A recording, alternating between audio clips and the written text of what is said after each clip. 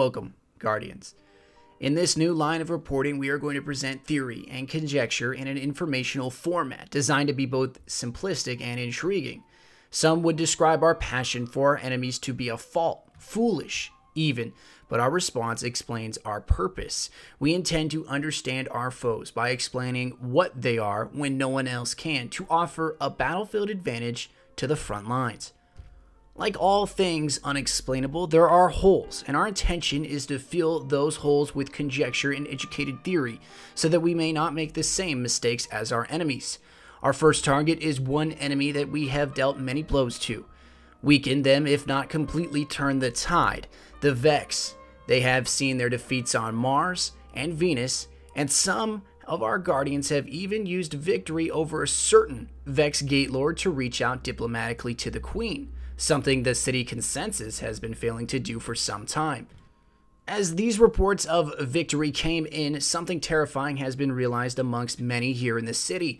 The Vex are biological machines. They have control over weapons that makes these defeats seem unlikely, if not impossible. They have the potential of civilization-killing weapons, so why is it that we, a technologically inferior group of races and paltry alliances, have the ability to attain such victories? The theories I am about to present will hopefully explain that very question. The Vex are architects of ancient and complex structures thought to be buried within every celestial body. Linked by a network unlike any on Earth, they operate in unison, directed by a single, unfathomable purpose. We know the Vex operate in certain areas of the Sol system, notably Mercury, Venus, and Mars, but these are only physical representations of their power, much like the Citadel on Venus and the Burning Shrine on Mercury, but these are not why they are or where they came from. We know the Vex creations on Venus outdate the Ishtar collective ruins by a few billion years. Now, to put that in comparison, the Sol system itself is about 4.6 billion years old. Give or take a few million, Earth is about 4.5 billion, and Venus is about, again, 4.5 billion years old. Now, Earth did not support life until 3.8 to 2.5 billion years ago in the Archean period. So how is it possible, if Earth and Venus are roughly the same age, that ruins on Venus predate Earth's first life forms? Two potential reasons or theories arise. Firstly, they are not simply from the Sol system or even from this galaxy, which again is about 13 billion years old, or even this dimension. Or they control portions of time and space, as taken from reports of Guardians that have explored the Vault of Glass. Either potential is a frightening revelation, and the latter has already been explained and proven in some ways. Let us first off explain the former, that the Vex are not from the Sol system or this galaxy, maybe not even this dimension, which would be the widely accepted theory amongst most scholars and those who would describe themselves as experienced in the field. It explains that they predate humanity by an untold number of potential billions of years, and that their steps into the Sol system are part of a much larger portion of yet unseen Vex.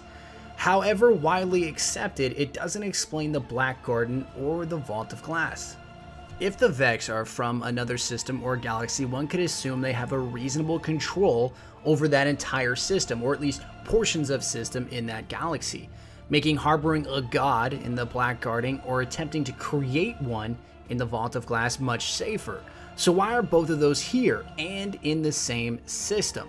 Well, one potential is that they place those areas prior to the evolution of humanity and the arrival of the Traveler.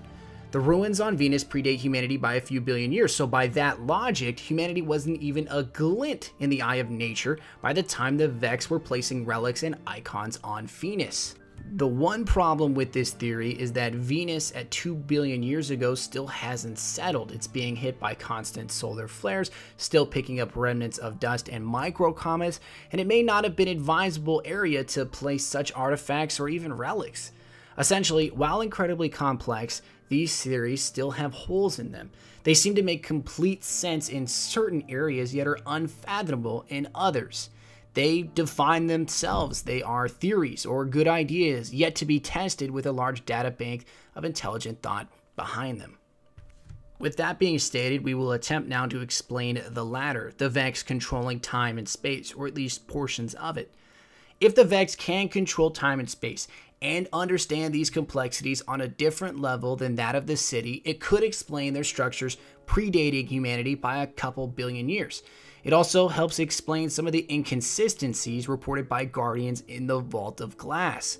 Guardians report time portals being open, being sent to different areas of time and space, fighting complex Vex Hydras that seem to control portions of reality around them, and of course, fighting what some would call a new Vex god.